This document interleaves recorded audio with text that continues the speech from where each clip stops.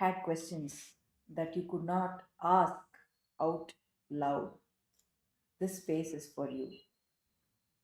Welcome back to Project Nirvana Q&A sessions. What is suffering?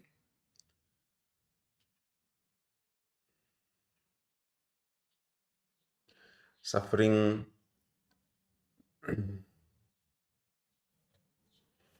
happens on multiple levels. Suffering is a very strong word.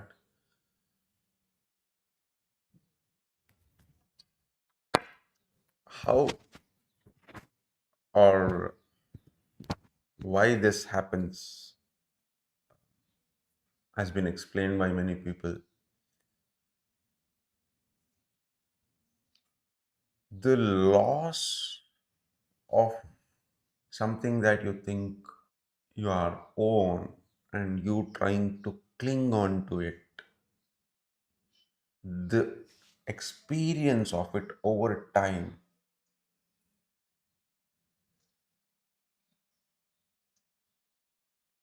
is called suffering.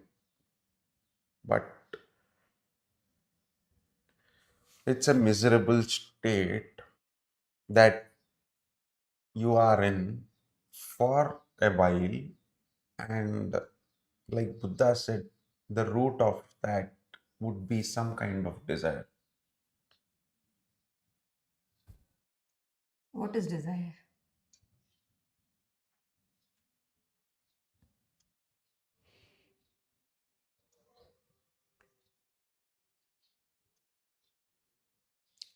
Desire is the intent to have something that you do not have, or be in a state that you are not in, or to,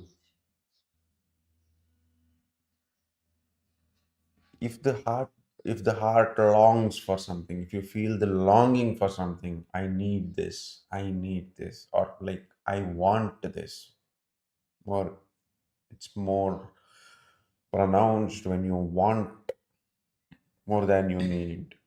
So the inability to stay happy in the current state,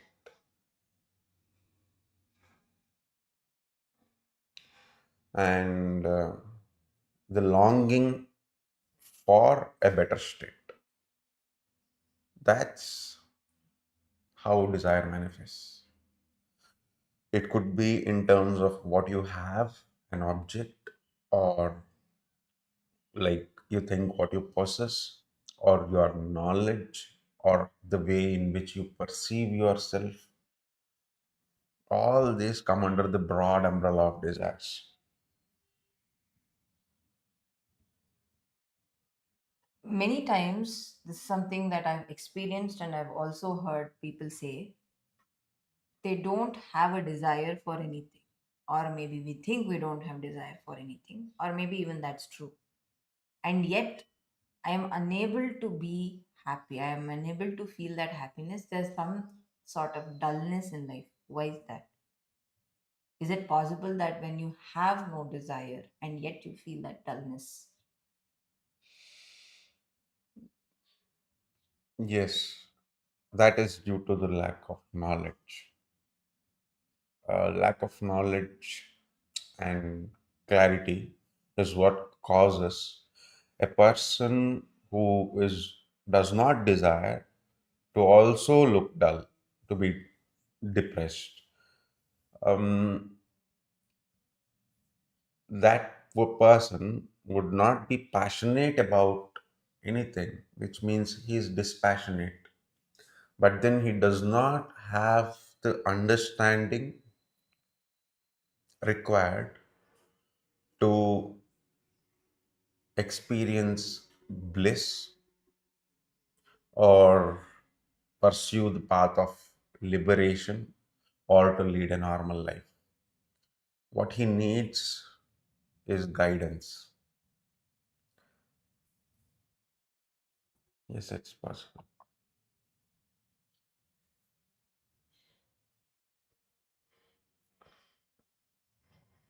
How do I free myself from any desire?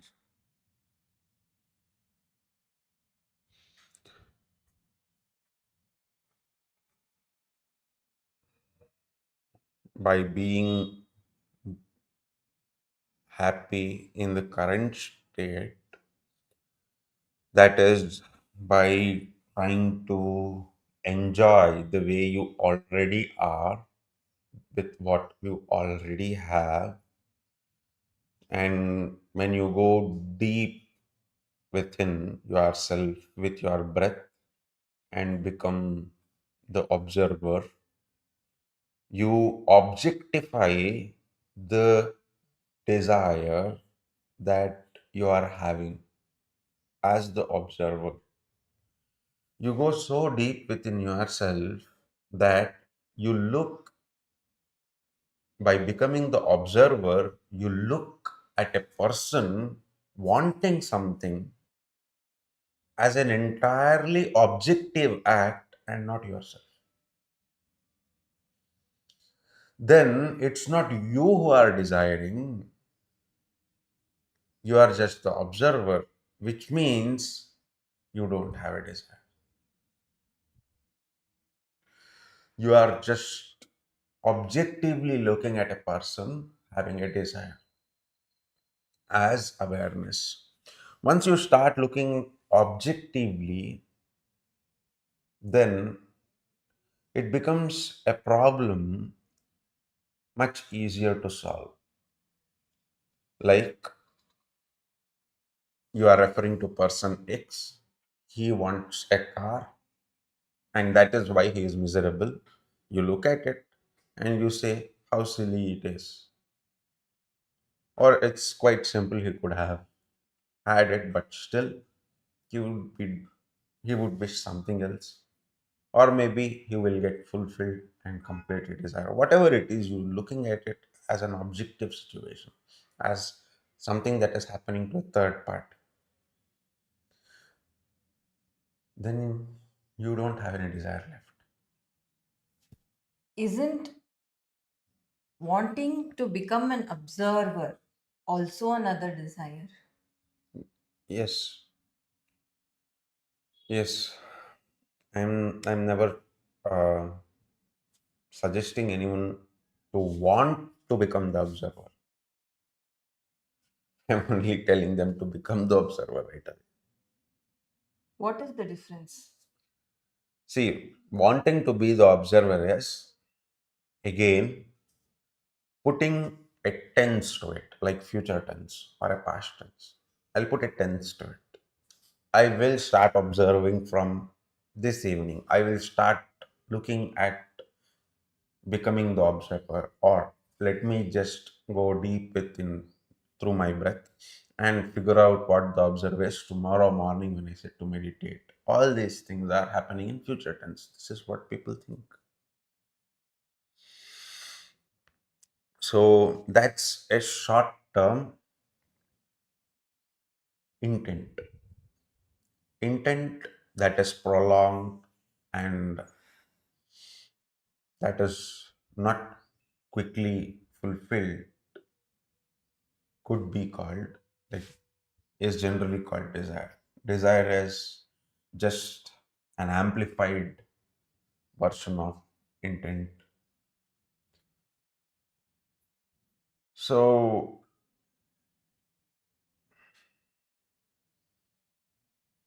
I'm not asking anybody to plan for tomorrow or day after tomorrow or evening. I'm just telling them, without a plan, without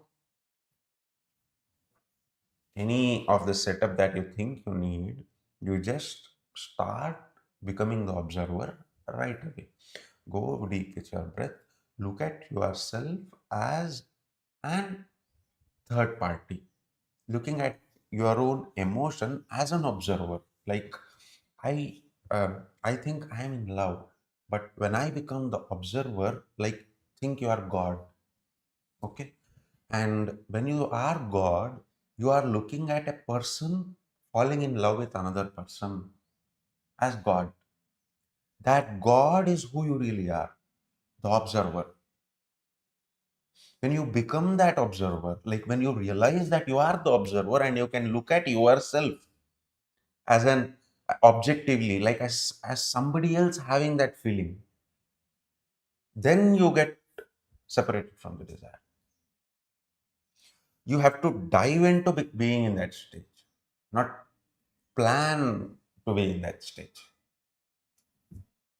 There's one thing that I've always wondered. They say realization is something that happens to you, and it is not something that you can, it is not in your control. That is something that happens. At the same time, we say you have to go in the direction of self realization. So if it was something as God's will and that would happen at its time and it's in its own pace, then why is it that we have to we have to build an intent for it, and we have to pursue something at all if it's just going to happen on its own? It's like making a fire. You Mhm. can set the place right, have the firewood ready, even try to light the fire with matchsticks. But the moment the fire will explode, or the moment actually the wood catches fire, is not in your control. Mhm. You think it is, Mm. but it is not. But creating the conditions for fire to happen was in your control. Mm. Putting dry grass there, or putting dry timber there, putting things together, even more so in case of a wildfire. Uh, at times, with people might have purposefully tried to light a fire in a forest, and they would not be able to light a fire properly, and it would have taken a long time for them. And at times, they would have simply thrown a spark somewhere, and it would have caught a wildfire. The what you can do is get into that stage and create the conditions for fire to happen. That's how you create the conditions for that realization to happen. When the conditions are ripe, it's more likely than not that realization happens. If I am God and we have mind and ego, and we are trying to shut down the mind and ego and operate with awareness. If you are saying the true nature of me, of I, is God, then who is creating this condition for realization to happen? It's just God who is the true nature of me is God. So who is creating this condition then? It's you who are creating, saying that if I am God is not um, is not what I meant. I means you are giving yourself an identity. What I was telling you is that the observer within you is who you should become. I said that the observer within you is the God, and the observer just observes. He has no ego, he has no identity. He doesn't use the mind. Mind is useless to the observer. Nothing is required. Right? When you say I am the my ego, my mind, all that, that's nothing connected to that's nothing that the observer cares for. It's like all that is the individual. The individual can still experience happiness, bliss, relief when that individual stops being the individual and lets the observer take over. Things that look like complicated problems will appear funny. So when I try the identity I, when I created this separated identity as I, what is the condition that we are saying we want to create for self realization to happen? Because we are saying you have to, the observer does not care about the mind or ego or the body or anything. But then we are also saying there is some sort of action that is required by this independent individual separated consciousness. There is some action that it has to do to create that condition. The action is not done by the consciousness, it's by the individual who has lost touch of the consciousness. Um, yes, that's how creation has happened. That's the beauty of creation. That's how creation has come to be by giving autopilot. The observer has given an autopilot mode, and the autopilot program would be in your mind, the way it operates. It also has a memory, like the brain, it has a memory. There's a program that operates. That autopilot is required for the preservation of the individual. Is it's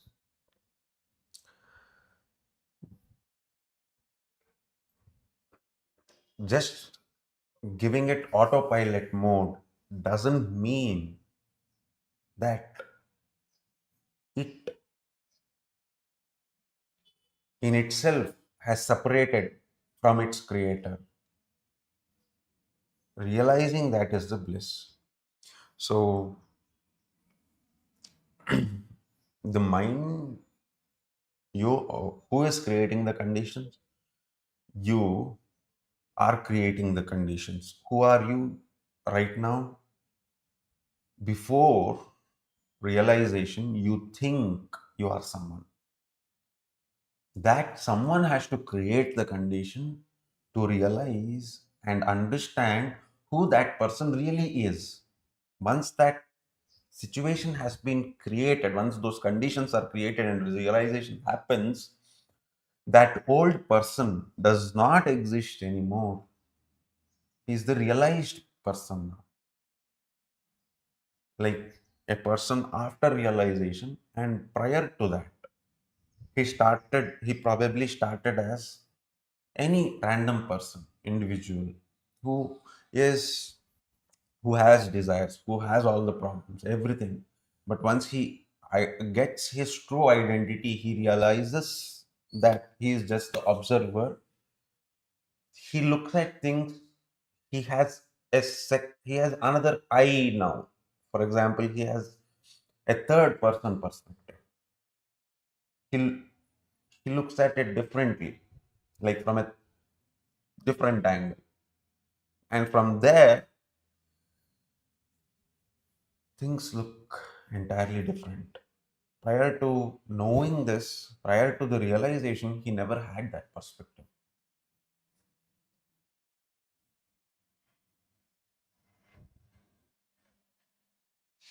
So the individual who is experiencing misery, who is engulfed in the whatever activities of life there are, which is called samsara, in the worldly affairs of men, that individual is who needs to create conditions. That individual is who needs inclination for self realization. I see. think I'll take some time to process all that. Um, Now we say preservation of the body, preservation of uh, this whole being, not being, but this entity. And now there is a difference between the desire and the need.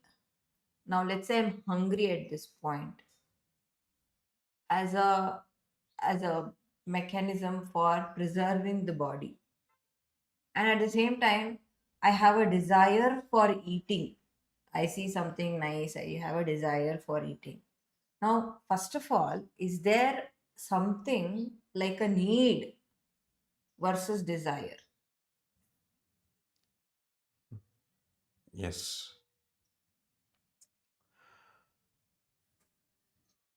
Um,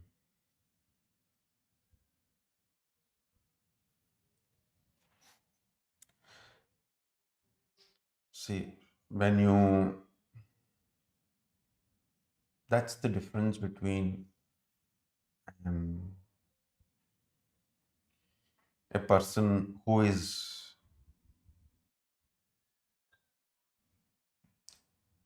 experiencing some kind of pain because of a deficit, Mm. and the person who is experiencing pain because he does not have a surplus.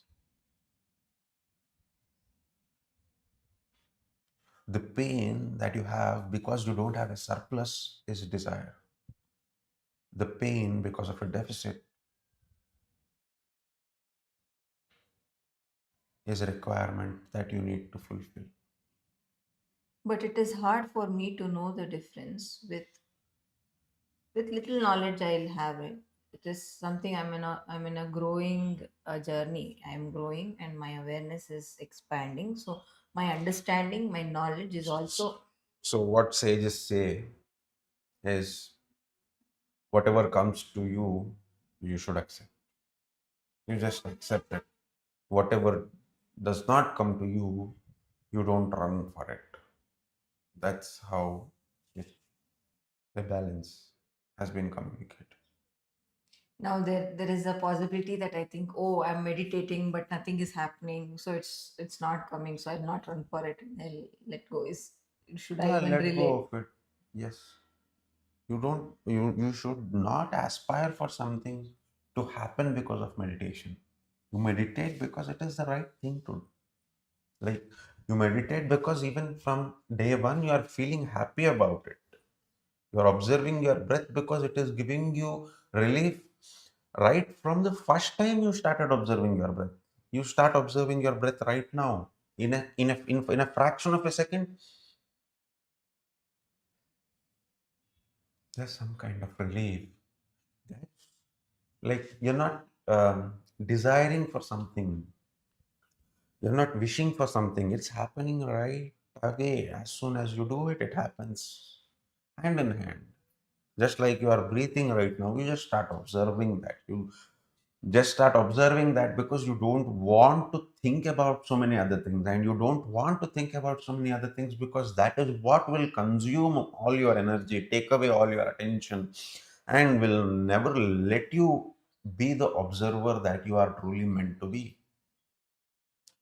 But don't you think it requires certain kind of maturity and awareness to, let's say, I let go of all intent and desire. I will not work towards anything. So similarly with self-realization, I understand what you're saying, that you don't meditate for a particular milestone. Like self-realization is something that we create as a milestone, and the reason we sit and start meditating is because I feel that I'm going towards that milestone. My purpose of meditation is self-realization. My purpose of meditation is not meditation itself. Now it requires some kind of knowledge and some kind of strong roots to have that awareness and to be in a state where I am meditating or I am being silent for the purpose of being silent and not for self realization. And let's say I let go of that desire, it becomes very hard to stay on a path. When you show me a fruit on a tree somewhere there, it gives me that energy and that some kind of motivation for me to walk till the tree. But if you say you have to just walk for sake of walking, I mean, at times I might get distracted, I might get bored, I might get, just carried away with something else. Let me tell you something that I used to tell my students even a long time ago. I used to give an analogy. Your mind flows like a river. You construct a dam, that is, by observing. Uh, you construct a dam. What happens when you construct a dam? The energy gets accumulated, the energy of the mind gets accumulated. And when you suddenly release it, you are giving a lot of accumulated energy out. So when you do not have answer to your problem, what you have to do is just restrict all the mental energy so that it accumulates like it accumulates in a dam, and let it all out at once.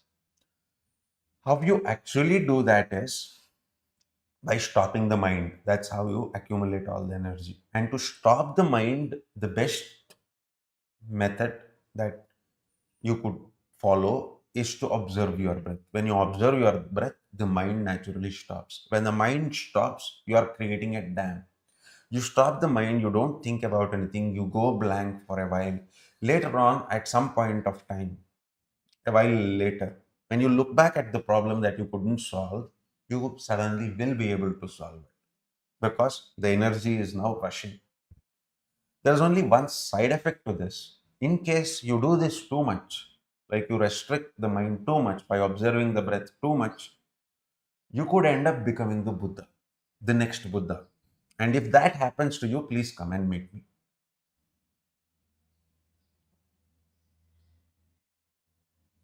That's exactly what I used to tell my students. So, what you have to, where's the intent there? Where's the milestone? It's simple problem solving. At every stage, a student could have practiced this right from childhood. This is what has to be imparted to youngsters. That's actually how new ideas are born. You must have, there was a chapter about Albert Einstein in 11th grade, I think, in English, where I remember having read in that chapter that Albert Einstein used to do this. When he doesn't have answer to a very complicated problem, he would stop thinking about that problem somewhere on his way back home or at some other time. Suddenly, the answer would flash in his mind. Now, you probably also heard about Archimedes, who said the Eureka, the story of the Eureka. Even there, he stopped thinking about it. At some other point in time, when he was in his bathtub, it suddenly happened when he was thoughtless. All this indicate that the mental energy had been channelized. So, when mental energy is accumulated and then released, this is exactly how you progress towards self realization, which means every step is blissful. Every step makes your life more beautiful.